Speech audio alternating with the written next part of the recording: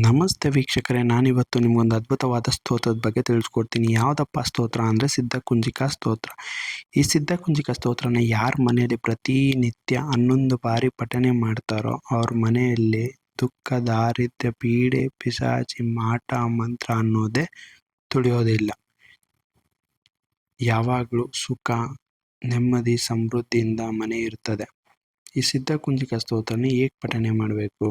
ಸಿದ್ಧಕುಂಜಿಕಾ ಸ್ತೋತ್ರನ ಪಠನೆ ಮಾಡೋದಕ್ಕೆ ವಿಧಾನ ಬಂದು, ಬೆಳಿಗ್ಗೆ ಎದ್ದ ತಕ್ಷಣ ಸ್ನಾನ ಮಾಡಿ ನಿಮ್ಮ ದೇವ್ರ ಮನೇಲೋ ಅಥವಾ ಯಾವುದಾದ್ರೂ ಒಂದು ನಿಶಬ್ದವಾದ ಜಾಗದಲ್ಲಿ ಕೂತ್ಕೊಂಡು ಸಿದ್ಧಕುಂಜಿಕಾ ಸ್ತೋತ್ರನ 1, 3 ಅಥವಾ 11 ಬಾರಿ ನಾರ್ತ್ ಸೈಡ್ ಫೇಸ್ ಮಾಡಿಕೊಂಡು ಪಠನೆ ಮಾಡಬೇಕು.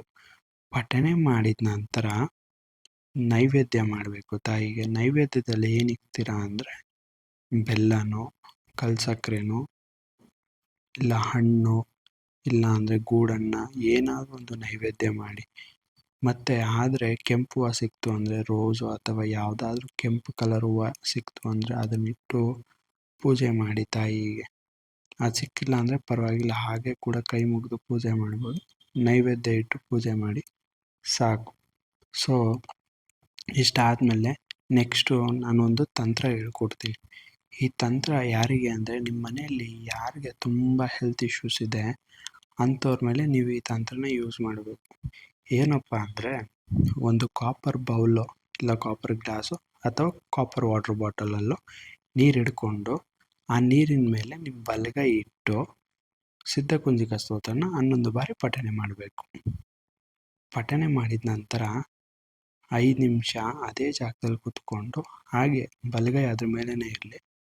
ವಿಜುವಲೈಸ್ ಮಾಡ್ಕೊಳ್ಳಿ, ಇಮ್ಯಾಜಿನ್ ಮಾಡ್ಕೊಳ್ಳಿ. ಯಾವ ಥರ ಅಂದರೆ, ಆ ವ್ಯಕ್ತಿ ನೀವು ಕೊಟ್ಟಿರುವಂಥ ನೀರನ್ನು ಕುಡಿತಿದ್ದಾರೆ. ಕುಡಿತಾ ಕುಡಿತಾ ಅವ್ರ ರೋಗ ಎಲ್ಲ ಹೀಲ್ ಆಗ್ತಾ ಬರ್ತಿದೆ ಅಂತ ವಿಜುವಲೈಸ್ ಮಾಡ್ಕೊಳ್ಳಿ. ಈ ಥರ ನೀವೊಂದು 21 ದಿವಸ ಮಾಡಿದ್ರೆ ಇಲ್ಲ 48 ದಿವಸ ಮಾಡಿದ್ರೆ ಆ ವ್ಯಕ್ತಿ ಆಟೋಮೆಟಿಕ್ಕಾಗಿ ಹೀಲ್ ಆಗ್ತಾ ಬರ್ತಾರೆ.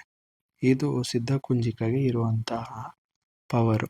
ಸಿದ್ಧಕುಂಜಿಕಾಗೆ ಯಾಕೆ ಇಷ್ಟು ಪವರ್ ಅಂದರೆ, ಸಿದ್ಧಕುಂಜಿಕಾ ಬೇರೆ ಸ್ತೋತ್ರ ಅಥವಾ ಮಂತ್ರಗಳ ಥರ ಅಲ್ಲ. ಬೇರೆ ಸ್ತೋತ್ರ ಮಂತ್ರನ ಒಂದಷ್ಟು ಸಲ ಓದಾದ್ಮೇಲೆ, ಒಂದಷ್ಟು ಸಲ ಪಠನೆ ಮಾಡಾದ್ಮೇಲೆ ಅದು ಸಿದ್ಧಿ ಆಗೋದು. ಸಿದ್ಧಿ ಆದಮೇಲೆ ನಮಗೆ ಅದ್ರದ್ದು ರಿಸಲ್ಟ್ ಸಿಗೋಕ್ಕೆ ಶುರು ಆಗೋದು. ಬಟ್ ಸಿದ್ಧಕುಂಜಿಕಾದಲ್ಲಿ ಆ ಥರ ಅಲ್ಲ. ಸಿದ್ಧಕುಂಜಿಕಾ ಆಲ್ರೆಡಿ ಸಿದ್ಧಿ ಆಗಿರುವಂತಹ ಸ್ತೋತ್ರ. ಅದಕ್ಕೆ ಅದನ್ನು ಸಿದ್ಧಕುಂಜಿಕಾ ಸ್ತೋತ್ರ ಅಂತ ಕರೀತಾರೆ.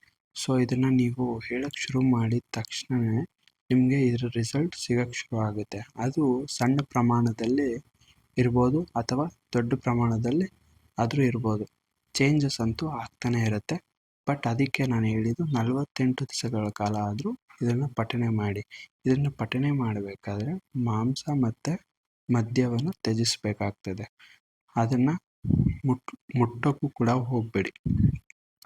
ಆಮೇಲೆ ಹೆಣ್ಮಕ್ಳು ನಿಮ್ಮ ಪೀರಿಯಡ್ಸ್ ಟೈಮಲ್ಲಿ ಆರಾಮಾಗಿ ರೆಸ್ಟ್ ತೊಗೊಂಡು ಪೀರಿಯಡ್ಸ್ ಮುಗಿದಾದ್ಮೇಲೆ ಮತ್ತೆ ಕಂಟಿನ್ಯೂ ಮಾಡ್ಬೋದು. ಇನ್ನು 48 ಡೇಸ್ ಕಂಟಿನ್ಯೂಸ್ ಮಾಡಬೇಕು, ನಮ್ಮ ಕೈಲಿ ಆಗಲ್ಲ ಅಂತ ಸುಮಾರು ಜನ ಅಂದ್ಕೊತಿರ್ತೀರ. ಪರವಾಗಿಲ್ಲ, ಮಧ್ಯದಲ್ಲಿ ಒಂದು 5-6 ದಿವಸ ಬ್ರೇಕ್ ತೊಗೊಂಡು ಮತ್ತೆ ನೀವು ಸಿದ್ಧಕುಂಜಿಕಾ ಸ್ತೋತ್ರನ ಕಂಟಿನ್ಯೂಸ್ ಆಗಿ ಮಾಡ್ಬೋದು. ಏನು ಪ್ರಾಬ್ಲಮ್ ಏನಿಲ್ಲ. ಸೊ ಈಗ ಗೊತ್ತಾಯ್ತಲ್ವಾ ಸಿದ್ಧಕುಂಜಿಕಾ ಸ್ತೋತ್ರಕ್ಕೆ ಇರುವಂತಹ ಶಕ್ತಿ ಏನು ಅಂತ. ನೀವು ಕೂಡ ನಾನು ಹೇಳಿರುವ ರೀತಿಯಲ್ಲಿ ಮಾಡಿ ತಂತ್ರನೂ ಕೂಡ ಟ್ರೈ ಮಾಡಿ ನೋಡಿ. ನಿಮಗೆ ರಿಸಲ್ಟ್ ಗೊತ್ತಾಗುತ್ತೆ. ರಿಸಲ್ಟ್ ಬಂದಾದಮೇಲೆ ನೀವೇ ನನಗೆ ಕಮೆಂಟ್ ಮಾಡಿ ಹೇಳ್ತೀರಾ. ಶ್ರೀ ಮಾತ್ರೇ ನಮಃ.